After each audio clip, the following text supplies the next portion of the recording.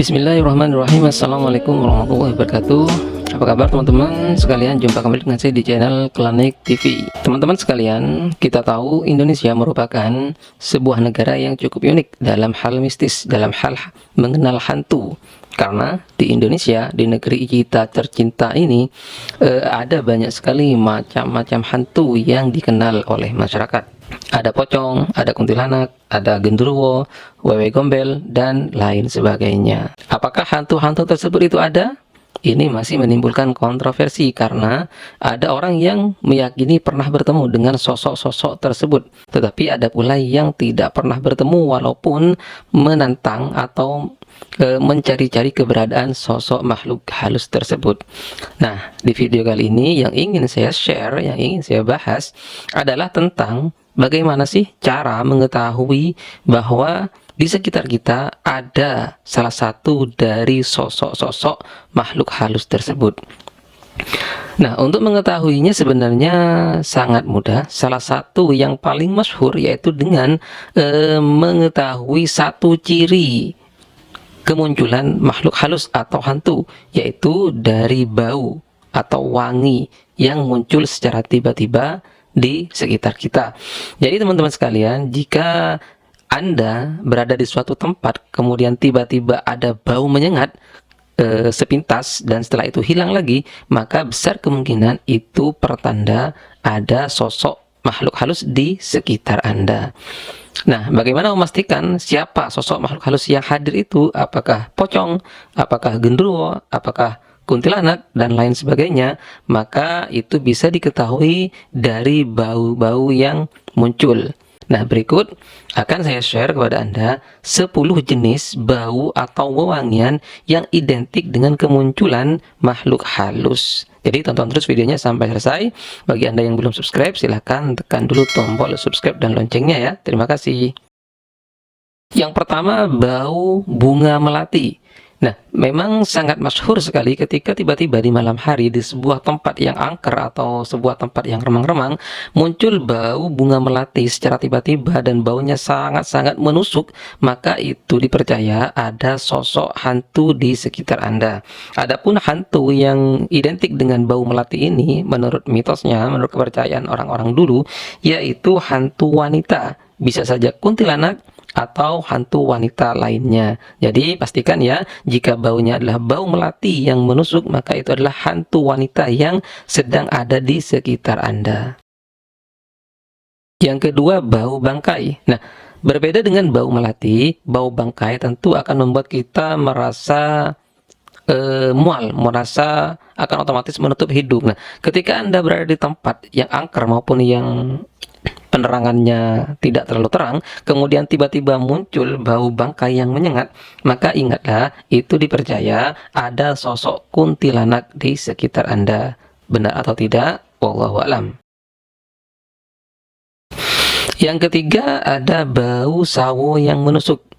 Nah, jika Anda berada di tempat tetapi di tempat itu tidak ada pohon sawo, tetapi kemudian tiba-tiba ada bau sawo yang menusuk, maka bisa dipastikan besar kemungkinan ada hantu di sekitar Anda. Adapun jenis hantu yang diidentikan dengan bau sawo menusuk ini yaitu hantu sawah. Bisa saja ini adalah sebentuk dari jin yang menjelma sebagai hantu.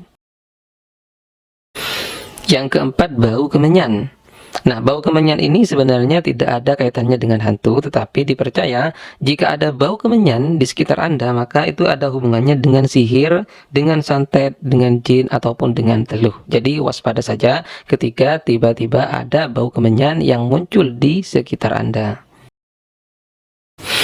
Bau darah. Bau darah ini konon dipercaya itu menandakan sosok hantu yang muncul adalah wewe gombel. Nah, wewe gombel ini tentu adalah salah satu jenis hantu yang ada di Jawa. Masyarakat pun mempercayai keberadaan dari sosok hantu ini. Ada yang pernah bertemu atau melihat wewe gombel, tapi banyak pula yang belum pernah melihat atau bertemu dengan hantu yang satu ini. Bau singkong yang terbakar. Nah, bagaimana jika tiba-tiba Anda mencium bau singkong yang terbakar, padahal Anda tidak sedang membakar singkong, atau di sekitar Anda tidak ada orang yang sedang membakar singkong. Nah, dipercaya menurut mitosnya, bau ini itu berkaitan dengan genderuwo. Ya, genderuwo lah yang sedang muncul di sekitar Anda ketika ada bau singkong yang terbakar. Yang keenam, bau anyir dan sekaligus wangi. Nah, teman-teman sekalian, di Indonesia kita mengenal yang namanya hantu sundel bolong.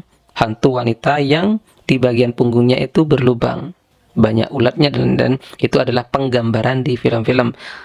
Faktanya wallahu a'lam, tapi yang jelas ketika ada bau anyir dan sekaligus wangi muncul tiba-tiba di sekitar Anda atau Anda menciumnya, maka itu dipercaya kemunculan sundel bolong. Jadi ingat-ingat,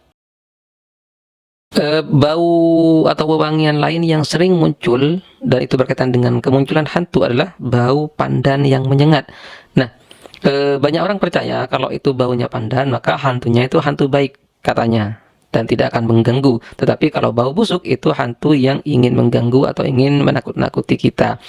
Ternyata itu hanya sebuah mitos, dan ternyata hantu pandan, bau wangi pandan menyengat ini itu dihubungkan dengan tanda adanya hantu keplek.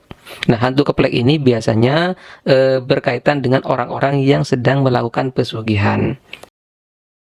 Yang ke-9, bau kabel gosong.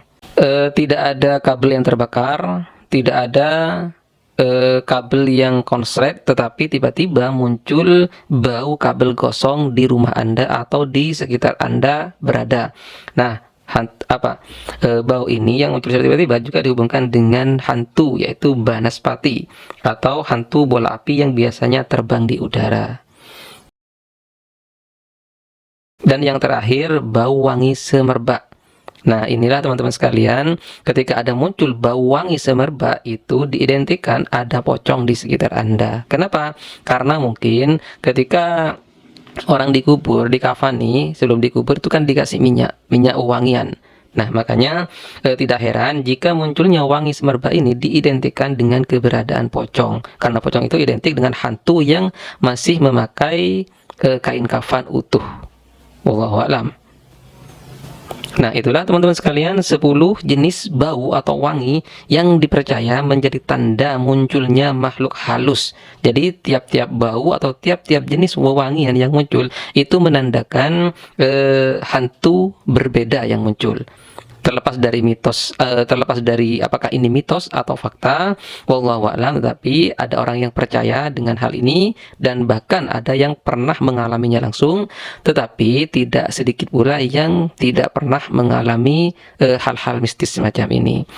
Jadi percaya atau tidak sepenuhnya ada di tangan Anda, dan nasihat saya selalu berdoa kepada Allah Subhanahu wa taala dan bertawakal hanya kepadanya.